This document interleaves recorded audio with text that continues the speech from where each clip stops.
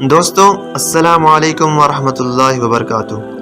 آج ہم بات کریں گے کہ عزیز مصر کی بیوی سے حضرت یوسف علیہ السلام نے کیسے پیچھا چھڑا لیا۔ عزیزان من، سیدنا یوسف علیہ السلام فروخت ہو کر مصر پہنچ گئے، اور جس شخص نے اسے خریدا اس نے اپنی بیوی سے کہا اس کی رہائش باعزت رکھ، ہو سکتا ہے کہ ہمیں فائدہ دے یا ہم اسے اپنا بیٹا بنا لیں۔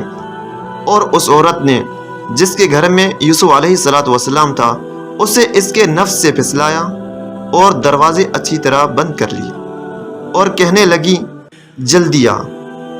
تو یوسف علیہ السلام نے کہا اللہ کی پناہ مانگتا ہوں، بے شک وہ میرا مالک ہے، اس نے میرا ٹھکانہ اچھا بنایا۔ بلا شبہ حقیقت یہ ہے کہ ظالم فلاح نہیں پاتے۔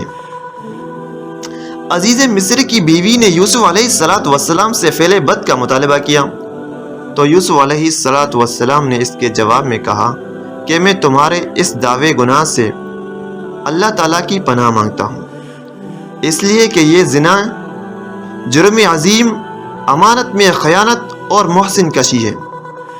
اور یوسف علیہ السلام عورت کو تنبیہ کرتے ہوئے کہا کہ تمہیں معلوم بھی ہے کہ کس کی خیانت پر مجھے ابھار رہی ہو، وہ میرا آقا عزیز مصر ہے جس نے میرا ہر طرح خیال کیا ہے، تو اب میرے لیے کس طرح مناسب ہے کہ میں اس کی عزت سے کھیلوں۔ جب یوسف علیہ السلام نے دیکھا کہ وہ عورت ہر قیمت پر برائی پر تلی ہوئی ہے تو باہر نکلنے کے لیے دروازے کی طرف دوڑ پڑے۔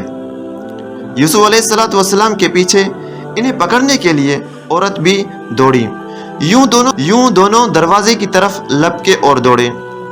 جب دونوں دروازے پر پہنچے تو عزیز مصر کو آتا دیکھ کر دونوں حیران رہ گئے۔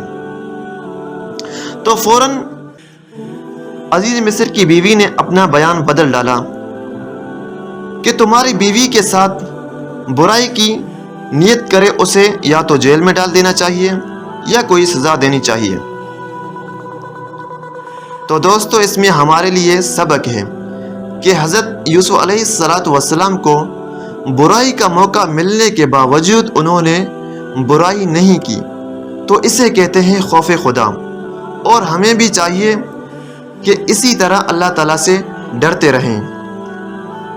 معزز سامعین، آپ کو یقیناً ہماری ویڈیو بہت پسند آئی ہوگی، تو دوستو اگر آپ لوگوں نے ہمارے چینل کو ابھی تک سبسکرائب نہیں کیا تو ہمارے چینل کو لائک، سبسکرائب اور اپنے دوستوں کے ساتھ ضرور شیئر کیجیے گا۔ جزاک اللہ۔